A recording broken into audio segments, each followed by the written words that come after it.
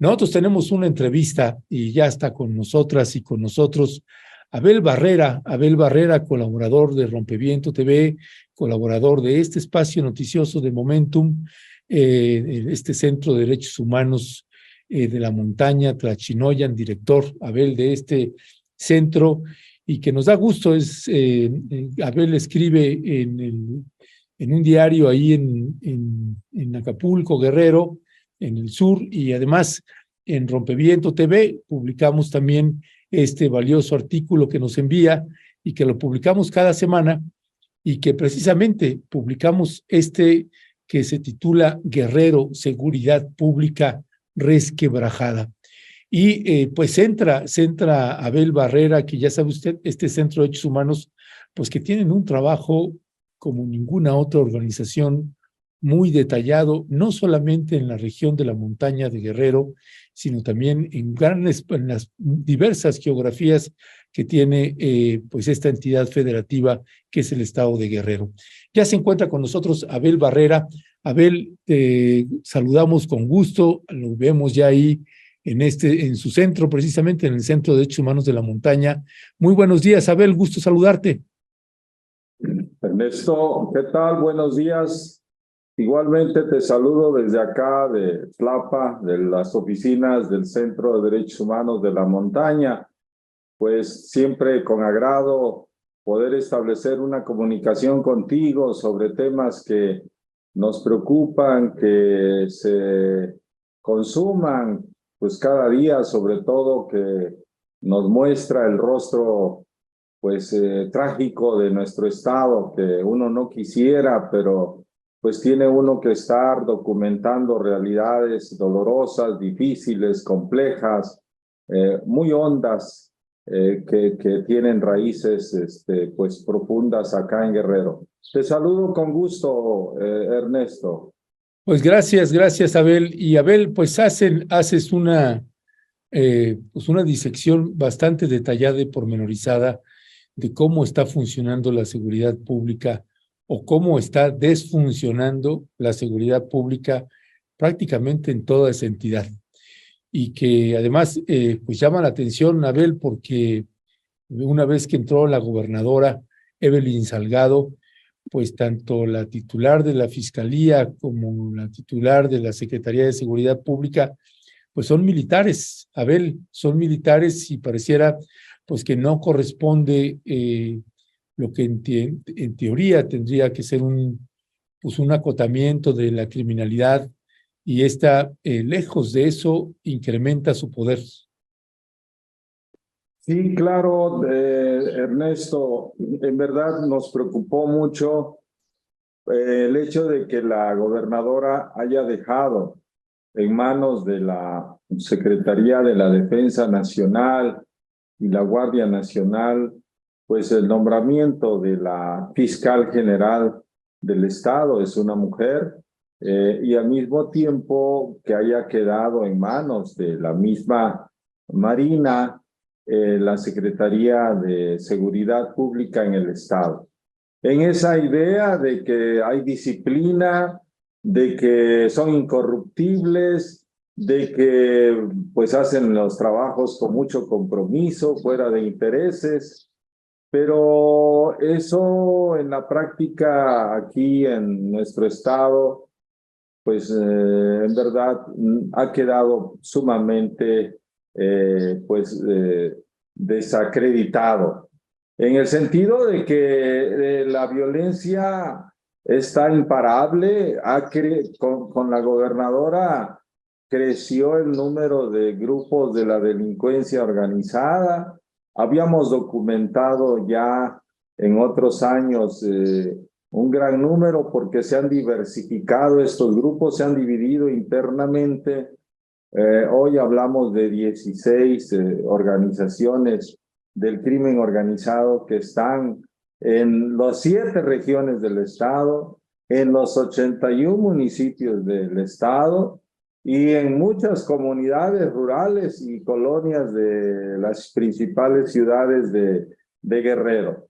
Entonces, bueno, primero ese colapsamiento del sistema de seguridad a pesar de que ha llegado más elementos de la Guardia Nacional. Casi cada semana nos avisan y se incrementó el número de elementos militares para Acapulco, se incrementó el número de elementos militares para Chilpancingo, para Iguala, como si se tratara realmente de que con su presencia mágicamente la realidad va a cambiar, ¿no? Y bueno, ahorita están preocupados porque viene el periodo vacacional, están blindando la zona turística de Acapulco, porque lo que importa pues es que haya ingresos y que pues las colonias pobres se mantengan al margen de, de este derecho a vivir tranquilos y seguros.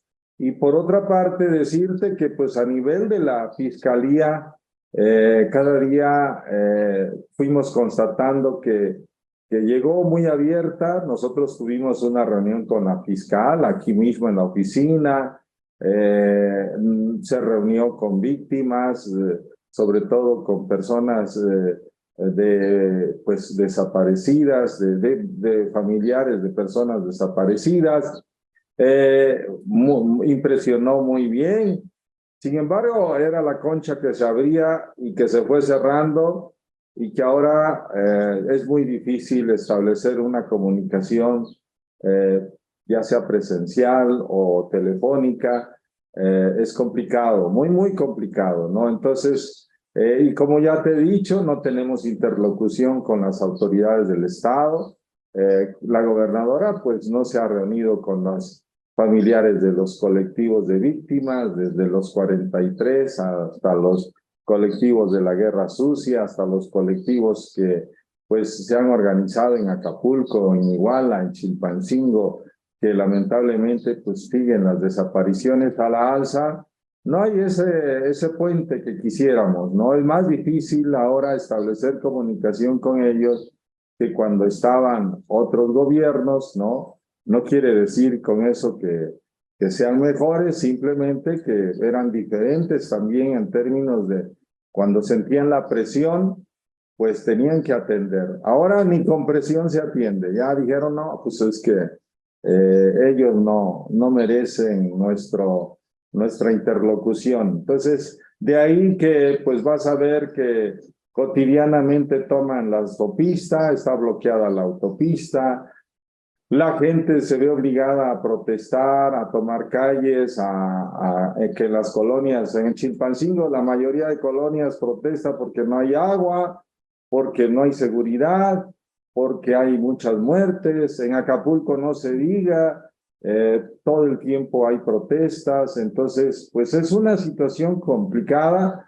por eso hemos dicho que hay un quiebre en el sistema de seguridad, ya llevamos 2 años, en el periodo de Evelyn hay 5 periodistas asesinados que se han registrado por parte de los compañeros del gremio periodístico. Eso nos preocupa. Por ejemplo, el primer asesinato, aquí lo tenemos registrado, fue en noviembre del 2021 en Acapulco, donde personas armadas dispararon contra un fotoreportero, Alfredo Cardoso. El segundo asesinato fue contra el columnista Freddy Román en Chilpancingo. El tercero en Acapulco. Personas armadas ingresaron al domicilio del camarógrafo de distintos medios de comunicación, Gerardo Torres Rentería. El cuarto fue el locutor de radio Pablo Salgado en Iguala Guerrero. Y el último caso que acabamos de registrar y reportar aquí en la columna es el de Matus Peña, que pues lamentablemente no hay seguridad para los periodistas. Y decirte, Ernesto, pues que hay, como ellos mismos han catalogado, regiones del silencio, ¿no? La Tierra Caliente, y te recuerdas que hubo 2 periodistas que fueron detenidos, desaparecidos, y posteriormente presentados allá en Altamirano. Y bueno, pues ahora vemos que ya el gremio periodístico en aquella región ha optado por autocensurarse. En la región norte también, pues ya no hay mucha información, me refiero a la ciudad de Iguala, Tasco, en la zona centro hay periodistas desplazados, en Chilapa ya casi no hay información.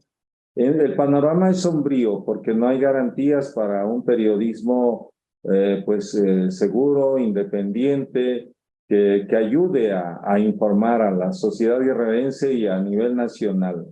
Y entonces, pues, estamos en una situación difícil, ¿no? Compleja, porque, te decía, hay, pues, 16 organizaciones a lo largo y ancho del Estado, y casi podemos decir todas las regiones y municipios tienen jefes, ¿no? Tienen dueño, ¿no? Antes eran los caciques, en colusión con los militares que violaban los derechos humanos, mataban, desaparecían.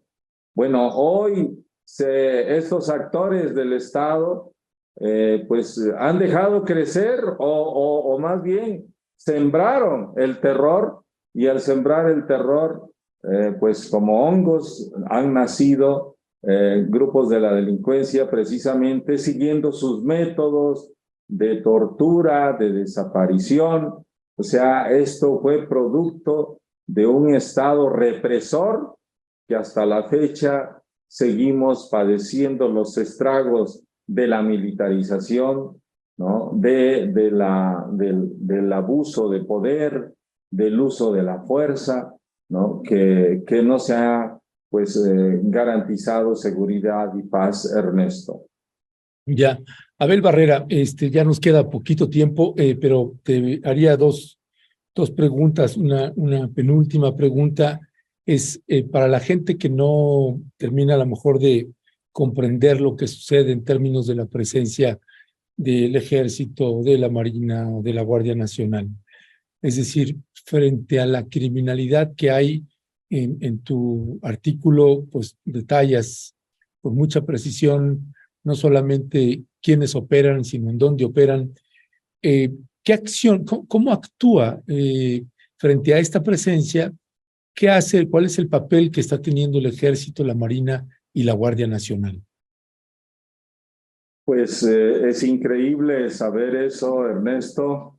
Vemos a un ejército que solamente patrulla en las zonas turísticas, a una Guardia Nacional que solamente sale en momentos críticos, como pasó hace días allá con la protesta que hubo de personas de varias comunidades indígenas en Chilpancingo, donde aparecen, pero lo común es que hagan patrullajes.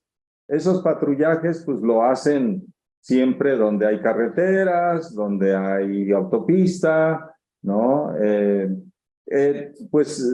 Cuidan la autopista del Sol, cuidan las instalaciones del gubernamentales, cuidan a los funcionarios, pero no cuidan a la población. Acapulco, cuidan a los turistas, ¿no? Hacen cinturones de seguridad en la zona turística. Aún así suceden hechos violentos en las playas, ¿no? Ha habido asesinatos, balaceras en las playas, con lanchas, ha habido pues también persecuciones entre los mismos delincuentes.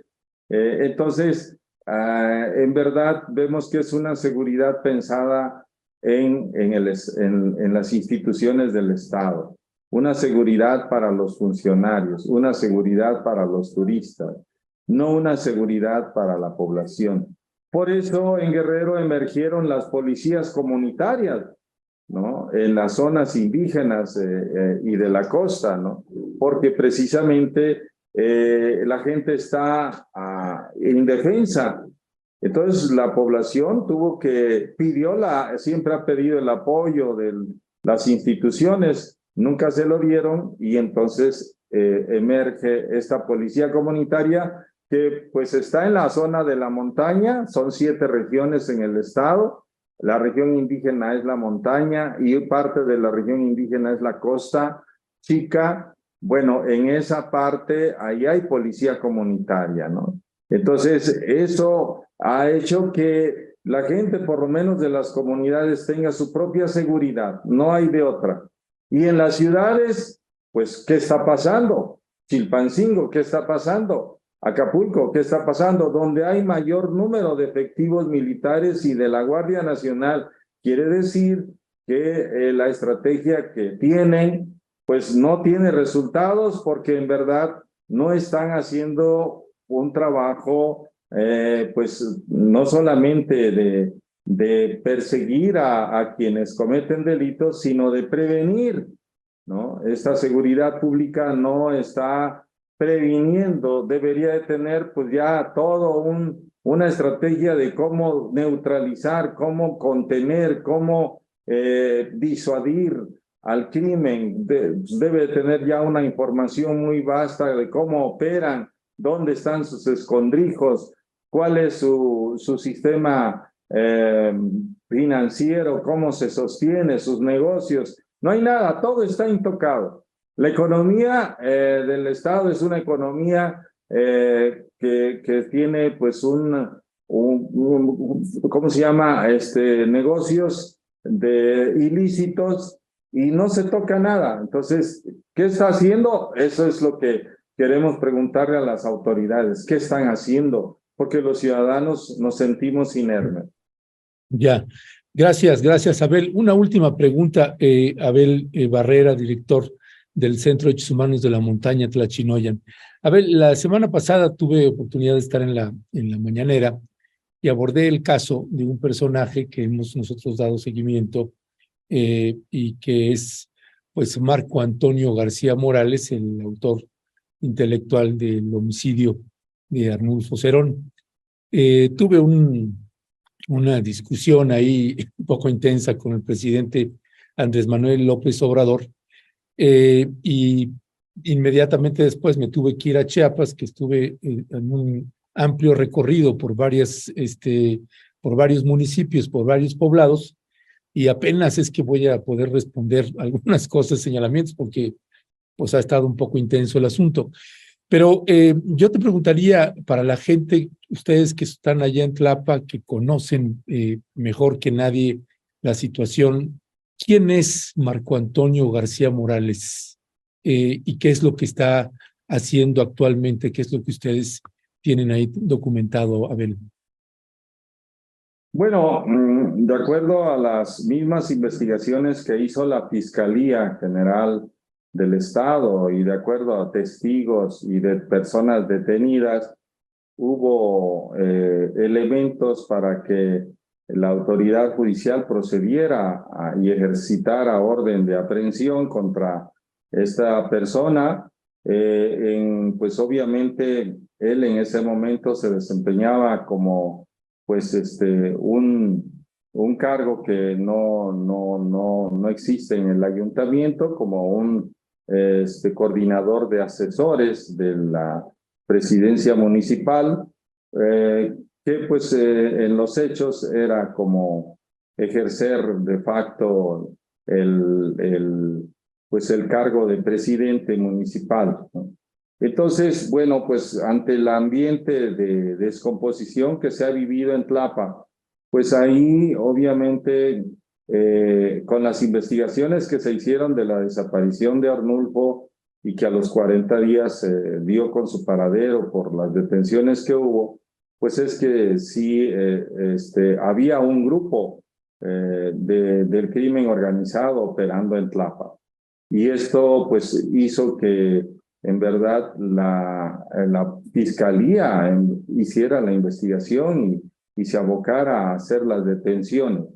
Hay varios detenidos señalados como autores materiales y en esa investigación salió a relucir el nombre de esta persona como autor intelectual. Obviamente que, pues bueno, él en términos de la región es una persona con mucho presencia en términos de su poder económico, su poder político, pues, relaciones públicas, su contacto con autoridades estatales, locales, es comerciante, es empresario, próspero, incursionó en la política y primero pues en el PRD, posteriormente en Morena, y pues bueno, ha tenido pues mucha presencia en términos de su influencia política y económica, ¿no? Y que pues está siendo señalado, ¿no?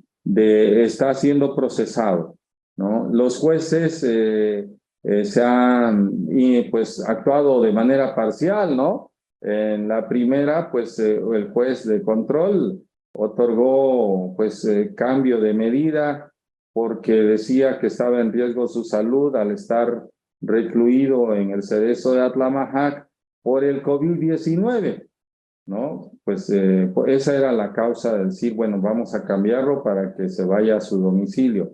Obviamente que hubo una impugnación y no prosperó.